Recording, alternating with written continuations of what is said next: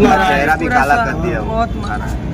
ये पूरा पूरा शरीर सर पे पे भी वो पीठ जख्म पे का की निशान बहुत थे। चोट के निशान थे। पूरा चेहरा भी काट दिया मेरे लड़के का, पूरा खून मर गया है, इतना मारा है। तो आपका किसी से झगड़ा या नहीं है कहीं, हम लोग कभी नहीं किसी इनसे भी जहाँ मिला उनसे भी नहीं झगड़ा है, उनसे भी नहीं हम लोग तो बात करते हैं, कभी नहीं, आज तक नहीं झगड़ा भी हुआ।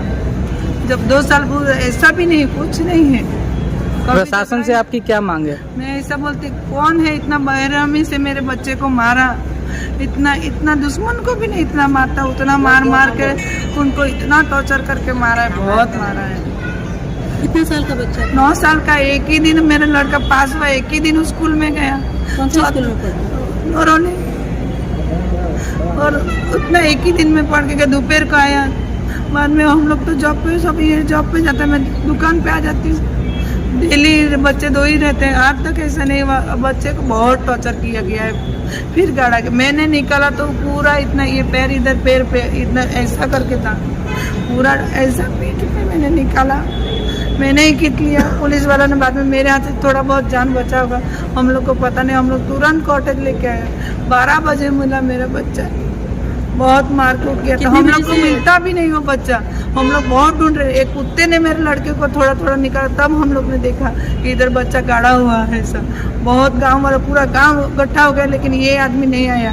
तुम लोग ने कुछ नहीं किया है, वर्कर ने नहीं किया है, तुम लोग आओ ना, मैं ऐसा बोलती हूँ, आना चाहिए था। तुम लोग वर्कर तो पूछ सकते हो कि इधर कोई आया था क्या, कोई बाहर का व्यक्ति आया था क्या, पूछना चाहिए था। हम लोग कुछ नहीं करते ना, जैसा आपको नहीं पता वैसा मुझे नहीं पता, हम लोग भी घर पे नहीं थे, लेकिन इतना मारा क्यों गया है। मेरे बच्चे ने शायद कुछ देखा होगा, नहीं देखने जैसा देखा होगा तो मेरे बच्चे को मारा होगा, ये पता ही नहीं चल रहा है। बहुत टॉर्चर किया है मेरे बच्चे को, मैंने ऐसा आँख देखा, बच्चे का आँख में मारा है पूरा, बहुत मारा। मैंने कल नरोली काकड़पड़िया में जो घटना घटी है, उस घटना में जो 7 साल का जो बच्चा, 9 साल का जो बच्चा एक्सपर्ट हुआ है, उसमें एक घटना ये है कि जिस जगह से बच्चे की बॉडी मिली है, उस जगह पे माता पिता का कहना है कि जो लोग मालिक है रेती के स्टॉक के, उन्होंने उनसे आके संपर्क नहीं किया है। पहला मुद्दा ये है। दूसरा कि कलेक्टर साहब ने ये बताया है कि जो जांच हो रही है उसमें और 2-3 दिन लगेगा और बारीकी से जांच होगी और न्याय अवश्य मिलेगा। जो भी गुनहगार है उसे सज़ा अवश्य मिलेगी, ऐसा कलेक्टर साहब ने कहा है। और गांव वाले का जो कहना है कि ये जो बच्चे के साथ जो भी किसी ने ऐसा गलत तरीके से उसकी मृत्यु हुई है तो उसे बड़ी से बड़ी सज़ा हो, ये बड़ी मांग की है कलेक्टर साहब से।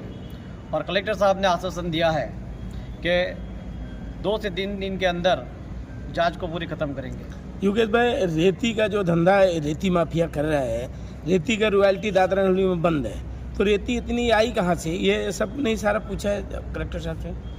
ये सवाल तो नहीं किया, लेकिन रेती का जो नॉलेज मुझे है, ये रेती गुजरात से आती है और गुजरात से बाकायदा नगरहवेली की रॉयल्टी आती है और रॉयल्टी में यहाँ रॉयल्टी के हिसाब से यहाँ खाली होता है गाड़ी। योगेश भाई, बच्चे का जो डेथ हुई है तो बच्चे के माता पिता के किसी से कोई पुराने दुश्मनी या किसी के ऊपर कोई शक इस प्रकार के कोई है? नहीं, बच्चे के माता पिता की किसी के साथ कोई दुश्मनी नहीं है और न ही बच्चे का किसी के साथ दुश्मनी है, ये गलत बात है। ये किसी पे कोई शक, मतलब ऐसे कि किसी न किसी, मतलब कोई शक ऐसे कि माता पिता का शक करने का कारण एक ही है कि जो रेती का स्टॉक है और स्टॉक के पास जो गाड़ियाँ उसी दिन आई थी, रात को 2 गाड़ियाँ आई थी, जो गाड़ी ट्रक धुलाई के लिए आई थी, उसके ऊपर उनको शक है।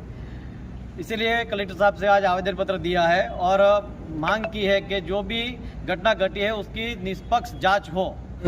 से HSO इनामदार से मेरी बात हुई, करीब 10-15 मिनट तक उनसे मेरी चर्चा हुई, वार्तालाप हुई कि मैंने उनको पूछा कि इस केस में कहाँ तक इंक्वायरी हुई है, तो उन्होंने पूरे फुटेज सब इकट्ठा करके पूरा रिपोर्ट तैयार कर रहे हैं और फॉरेंसिक रिपोर्ट जो आने वाला है वो आज कल में आ जाएगा। और ईमानदार ने कहा है जो भी गुनहगार है उसे पूरी सज़ा मिलेगी, यहाँ तक HSO इनामदार ने कहा है। जो सत्य घटना है वो आपको बता रहा हूँ मैं। अभी तक क्या लग रहा है आपको, सही जांच हो रही है? जांच सही दिशा में जा रही है। ये लोग ने ड्राइवर से मालिक से ये लोग ने भेगा करो बोलाओ हाँ बधाने भेगा करो ये દિવસે કોણ કોણ આવેલું તે બધાને ગાયબ કેમ થઈ ગયા स्पॉट पे जो घटना घटी है उसके लिए जो ट्रक ड्राइवर है उन सभी का स्टेटमेंट सभी को अरेस्ट करने के लिए HSO इनामदार ने कहा है जिस सबको अरेस्ट करके जो भी जांच है वो बारीकी से जांच करने के भी उन्होंने कल मुझे से बातचीत किया है।